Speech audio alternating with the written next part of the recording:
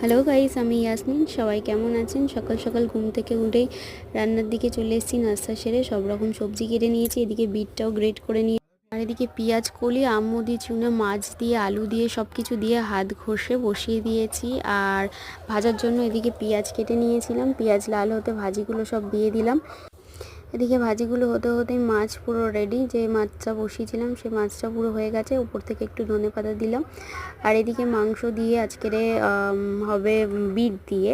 তো মাংসটা ভালো করে ধুয়ে নিয়েছি, নিয়ে তার উপরে দিয়ে দিলাম আদা রসুন বাটা, একটু হলুদের গুঁড়ো, লঙ্কার গুঁড়ো দিলাম, একটু ধনে গুঁড়ো, জিরে গুঁড়ো দিয়েছি উপর থেকে। আর দেওয়ার পর লাস্টে লবণ দিয়ে দিলাম, দিয়ে তার উপরে দেবো পেঁয়াজ, তেল দিলাম, তেল দিয়ে তার উপরে দিয়ে দিয়েছি পেঁয়াজ।